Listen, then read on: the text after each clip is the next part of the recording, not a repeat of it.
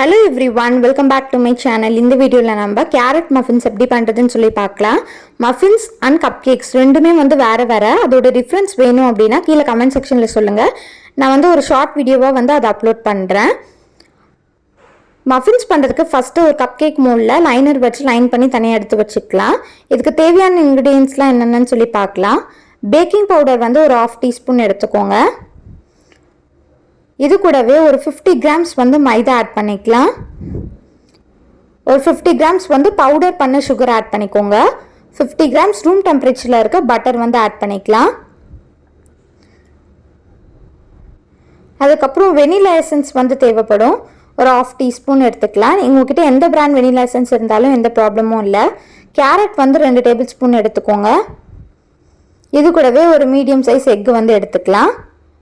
First ஒரு பவுலில் நம்ம ரூம் டெம்பரேச்சரில் எடுத்து வச்சுருந்த பட்டர் ஆட் பண்ணிக்கலாம். நல்லா சாஃப்டன்டு பட்டராக இருக்கணும். அப்போ தான் உங்களுக்கு பீட் பண்ணும் போது கரெக்டாக வரும்.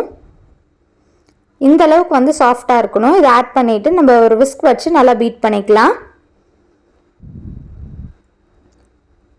இப்போ இது கூட நம்ம பவுடர் பண்ணி எடுத்து வச்சுருந்த சுகரையும் ஆட் பண்ணி நல்லா ஒரு க்ரீமி டெக்ஸ்சர் கிடைக்கிற வரையும் பீட் பண்ணி எடுத்துக்கலாம். சுகர் நல்லா மெல்ட் ஆகி பட்டர் கூட மிக்ஸ் ஆகி நல்ல ஒரு க்ரீமி டெக்ஸ்சர் நம்மளுக்கு கிடைக்கும்.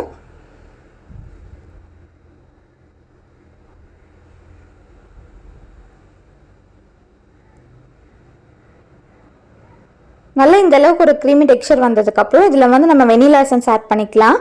ஒரு 1/2 டீஸ்பூன் போல்.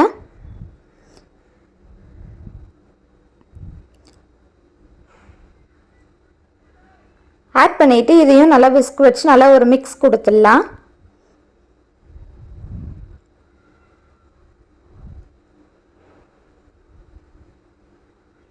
இது கூட நம்ம எடுத்து வச்சுருந்த ஒரு மீடியம் சைஸ் எக்கை ஆட் பண்ணிக்கிறேன். இப்போ இதை விஸ்க் பண்ணிக்கலாம். இப்போ லைட்டு தெரிஞ்ச மாதிரி ஆகும், பயப்பட வேண்டாம். மிக்ஸ் பண்ண உங்களுக்கு கரெக்டாக இதுவும் ஒரு க்ரீமி டெக்ஸ்சருக்கு உங்களுக்கு கிடச்சிரும். கொஞ்சம் லிக்விடியாக இருக்கும்.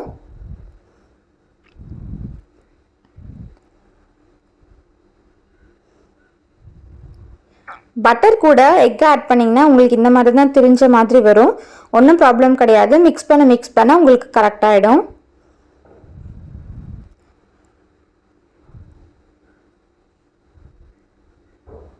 உங்களுக்கு இந்த அளவுக்கு நல்ல லிக்விடியாக இருக்கணும்.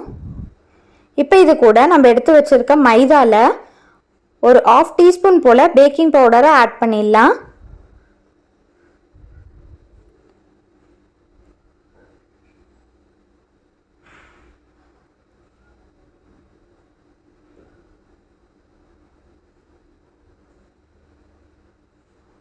இதை நான் இதில் மைதா கூட ஆட் பண்ணிவிட்டு இதை நான் நல்லா சலிச்சு இது கூட ஆட் பண்ணிக்க போகிறேன். அப்போ தான் நல்லா கட்டி இல்லாமல் நல்லா மிக்ஸ் ஆகிறதுக்கு ஈஸியாக இருக்கும்.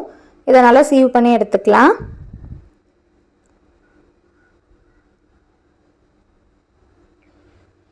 இப்போ இதை திருப்பி விஸ்க் வச்சு நல்லா மிக்ஸ் பண்ணி விட்டுக்க போகிறேன்.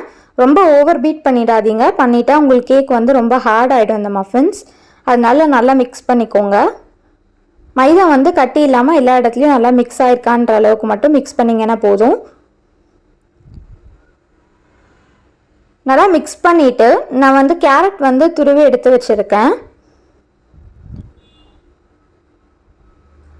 அதை நம்ம இது கூட ஆட் பண்ண போகிறோம். ஆட் பண்ணிவிட்டு நம்ம திருப்பி மிக்ஸ் பண்ணுவோம். அப்போ கரெக்டாக சரியாக போயிடும். இந்த கேரட் நான் ஒரு 2 டேபிள் ஸ்பூன் போல் ஆட் பண்ணிக்கிறேன்.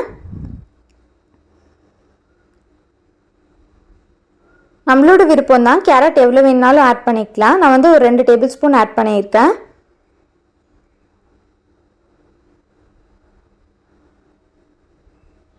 இப்போ இதையும் நல்லா விஸ்க் வச்சு நல்லா மிக்ஸ் பண்ணி விட்டுக்கலாம். ஈவனாக மிக்ஸ் ஆகிற அளவுக்கு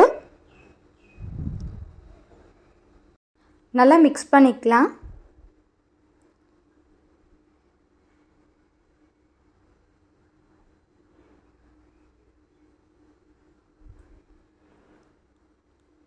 விஸ்கை இந்த மாதிரி நல்லா டேப் பண்ணிங்கன்னா விஸ்கில் ஏதாச்சும் ஒட்டியிருந்தா கூட நான் உங்களுக்கு கீழே விழுந்துடும். இது ஒரு ஸ்பூனில் எடுத்து ட்ரான்ஸ்ஃபர் பண்ணிக்கலாம் இந்த கப் கேக் மோல்டுக்கு. எல்லாத்துலேயுமே ஈக்குவலாக வந்து ஃபஸ்ட்டு ஆட் பண்ணிக்கோங்க. அதுக்கப்புறமா நம்ம ரிமைனிங் வந்து ஒரு ஆஃப் ஸ்பூன் வந்து எல்லா மோட்லேயும் ஆட் பண்ணோன்னா நம்மளுக்கு பேட்டர் வந்து கரெக்டாக இருக்கும். இந்த மாதிரி ஆட் பண்ணும்போது பார்த்தீங்கன்னா எல்லா மஃபின்ஸும் ஈக்குவல் சைஸில் கிடைக்கும் உங்களுக்கு. இதே மாதிரி ரெசிபீஸ் வந்து உங்களுக்கு வேணும் அப்படின்னா என்னோடய சேனலுக்கு மறக்காமல் சப்ஸ்கிரைப் பண்ணிக்கோங்க. பெல் ஐக்கானையும் ப்ரெஸ் பண்ணிக்கோங்க. அப்போ தான் நான் போடுற வீடியோஸோட நோட்டிஃபிகேஷன்ஸ் உங்களுக்கு வரும். இதை வந்து ஒரு ஸ்டிக் வச்சு நல்லா மிக்ஸ் பண்ணி விட்டுக்கலாம். மிக்ஸ் பண்ணிவிட்டு நம்ம ஓவனில் ஆல்ரெடி ப்ரீ ஹீட் பண்ணி வச்சுருந்தேன் 180 டிகிரி செல்சியஸ்க்கு 10 மினிட்ஸ் வந்து போத் ரான்ஸ் ஆனில். இப்போ வந்து நம்ம அதை உள்ளே வச்சிடலாம். உள்ளே வச்சுட்டு ஒரு 30 மினிட்ஸ்க்கு வந்து நம்ம ஆன் பண்ணி விடலாம், டைமர் வச்சு விடலாம். ஒரு 30 மினிட்ஸில் வந்து நல்லா சூப்பராக உங்களுக்கு வந்து கேரட் மஃபின்ஸ் பேக் ஆகி கிடச்சிரும். நல்லா சூடு ஆறுனதுக்கப்புறமா சாப்பிட்டிங்கன்னா உங்களுக்கு டேஸ்ட் வந்து ரொம்ப அல்டிமேட்டாக இருக்கும். நீங்கள் பேக் பண்ண உடனே சாப்பிட்றத விட பேக் பண்ணி ஒரு 2 hours 3 hours கழித்து சாப்பிடும் போது தான் அதோட எக்ஸாக்ட் டேஸ்ட் வந்து உங்களுக்கு தெரியும். பார்த்தீங்கன்னா எவ்வளோ சாஃப்டாக வந்து கிடச்சிருக்கு அப்படின்னு.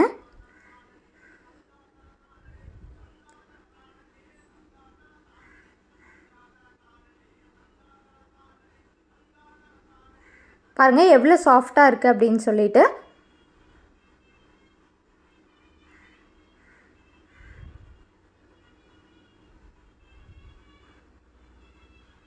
Thanks for watching. Bye bye.